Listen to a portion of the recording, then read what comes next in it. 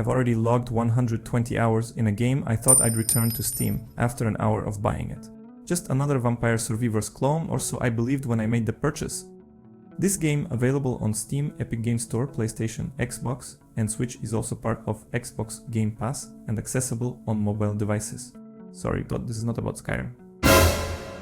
Here is a notice. I've read comments about the free mobile version and this video is not related to it. In relation to these comments, I do not recommend it. Honestly, I do like Vampire Survivors, not as much as Phil Spencer, but quite a bit. Even though I believe it has some long-term issues, I can give it credit for creating an entire genre. I have a hunch that this genre naturally emerged based on certain trends. In the last decade, games with limited match time have been on the rise. The first game that comes to mind with this approach was the Battle Royale. Constantly shrinking play zones ensured that a match would conclude within 30 minutes. And it worked brilliantly. The next iteration brought auto-chess games, where aside from the match time limit, the key was collecting the right builds. This paved the way for survival games. At first glance, I thought Brotato was just a game jam project, and it does look that way. It seems like exactly what developers should focus on when creating a small game within a limited time frame. And I really played through a couple of dozen Vampire Survivors followers, most of which tried to build on the framework or incorporate more elaborate systems, 3D graphics, or some familiar settings from established game series. Only a few offered something that truly deepened this game. Brotato works oppositely, focusing on exposing the key elements of the newly minted genre, by removing the excess that hinders the enjoyment of them. I would like to make a pause here and thank my Steam Deck for this surprise with the resolution of the material I've recorded. I hope the black bars around the video from the game do not ruin your impression. And now, let's continue. The enemy design reminds me of a less surreal version of The Binding of Isaac. It has a very clean visual style.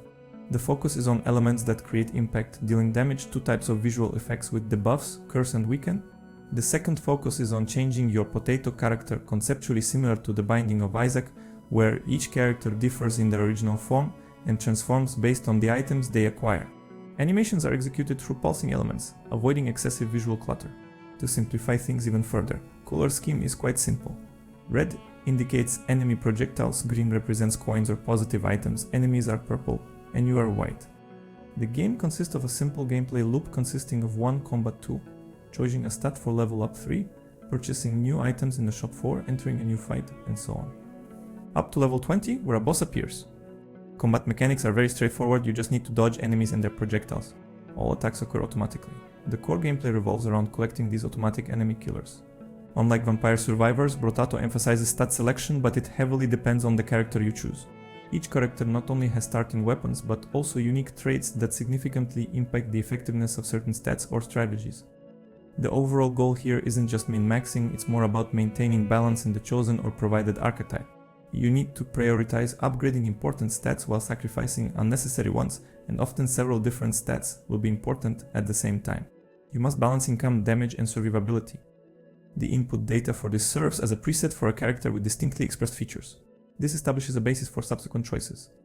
For example, the pacifist character inflicts 0 damage and earns money for each monster that remains alive, requiring the player to maximize survivability while harvesting more coins. On the other hand, the soldier cannot attack while moving, so becoming a sentry turret sounds like a suitable tactic for him. As new monster types appear, enemies become stronger and shop prices increase more rapidly.